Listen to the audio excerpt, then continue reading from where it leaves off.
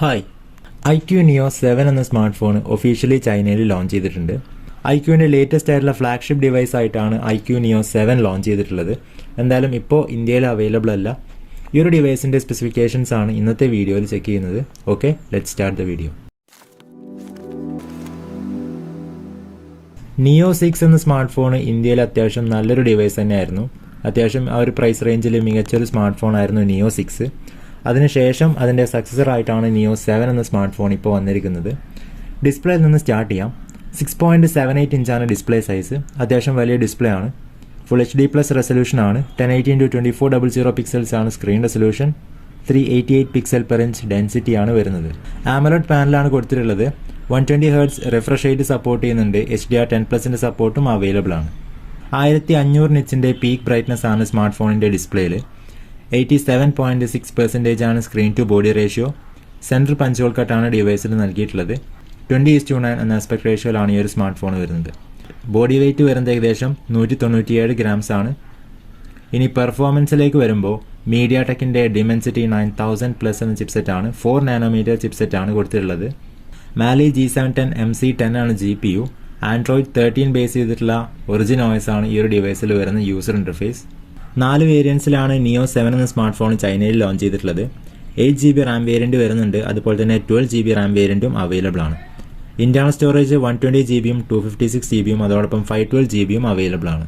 UFS 3.1 storage ടൈപ്പാണ് Neo 7 എന്ന smart phone company നൽകിയിട്ടുള്ളത്. ഇനി ക്യാമറ ഡിപ്പാർട്ട്മെൻറ്റ് നോക്കുമ്പോൾ ട്രിപ്പിൾ ക്യാമറ സെറ്റപ്പ് ആണ് റിയർ സൈഡ്. ക്യാമറ ബമ്പ് നോക്കുകയാണെന്നുണ്ടെങ്കിൽ Neo 6ൻ്റെ ഒരു സിമിലർ ഡിസൈൻ തന്നെയാണ് കൊടുത്തിട്ടുള്ളത്. എന്തായാലും ഉള്ളിലേക്ക് സൂക്ഷിച്ച് നോക്കുകയാണെന്നുണ്ടെങ്കിൽ ഒരു സർക്കുലർ ഡിസൈൻ ഇപ്രാവശ്യം നൽകിയിട്ടുണ്ട്. പ്രൈമറി സെൻസർ 50 MP ആണ്. f1.9 aperture. Optical image stabilisation feature available ആണ്. സെക്കൻഡറി ആയിട്ട് വരുന്നത് 8 MP അൾട്രാ വൈഡ് ലെൻസ് ആണ്. കൂടാതെ മൂന്നാമതായി 2 MP മാക്രോ ലെൻസ് ആണ് കൊടുത്തിട്ടുള്ളത്. Normal 4K 30 FPS maximum resolution വെച്ച് ഈ ഒരു സ്മാർട്ട് ഫോണിൻ്റെ ക്യാമറ വെച്ച് നമുക്ക് വീഡിയോസ് ഷൂട്ട് ചെയ്യാൻ സാധിക്കുന്നത്. ഫ്രണ്ടിലേക്ക് വരുമ്പോൾ 16 MP ഒരു സിംഗിൾ സെൽഫി ക്യാമറയാണ്. f2.5 ആണ് അപ്പർച്ചർ. ിന്റെ റിയർ സൈഡിൽ പ്രൈമറി ആയിട്ട് വരുന്നത് സോണിയുടെ IMX766V എന്ന സെൻസറാണ്. LPDDR5 റാം ആണ് Neo 7 എന്ന ഡിവൈസിന് വരുന്നത്. ഇനി ബാറ്ററിയെ കുറിച്ച് നോക്കുകയാണെന്നുണ്ടെങ്കിൽ 5000 mAh ബാറ്ററിയാണ്. ചാർജിങ് ഈ ഒരു ഡിവൈസിൽ വരുന്നത് 120 വാട്ട്സിൻ്റെ ഫാസ്റ്റ് ചാർജിങ് ആണ്. 9 മിനിറ്റ് കൊണ്ട് 50% വരെ ചാർജ് ചെയ്യാം. ഈ ഒരു 120 വാട്ട്സ് ഫാസ്റ്റ് ചാർജിങ് ഉണ്ട്. പിന്നെ display optical finger print scanner ആണ് വരുന്നത്. പിന്നെ Type-C പോർട്ടാണ്. ഹെഡ്ഫോൺ ജാക്ക് ഡെഫിനറ്റ്ലി വരുന്നില്ല.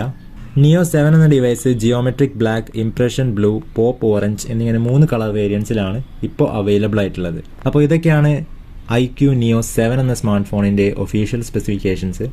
പ്രൈസിങ്ങിനെ കുറിച്ച് നോക്കുകയാണെന്നുണ്ടെങ്കിൽ ചൈനയിലാണ് price. Base variant 8GB 120GB വരുന്നത് ഏകദേശം 30,000 രൂപ പ്രൈസ് റേഞ്ചിലാണ്. And top variant 12GB RAM and 512GB internal സ്റ്റോറേജിലേക്ക് വരുമ്പോൾ ഏകദേശം 38,000 രൂപ വരെ പ്രൈസ് വരുന്നുണ്ട്. ചൈനയ്ക്ക് പുറത്ത്, അതായത് ഇന്ത്യയിലുള്ള ലോഞ്ചിങ് ഡേറ്റോ മറ്റ് ഡീറ്റെയിൽസോ ഒന്നും ഇപ്പോൾ പുറത്തു വന്നിട്ടില്ല. എന്തായാലും Neo 6 എന്ന സ്മാർട്ട് ഫോൺ ഇന്ത്യയിൽ അത്യാവശ്യം നല്ലൊരു ഡിവൈസ് ആയിരുന്നു.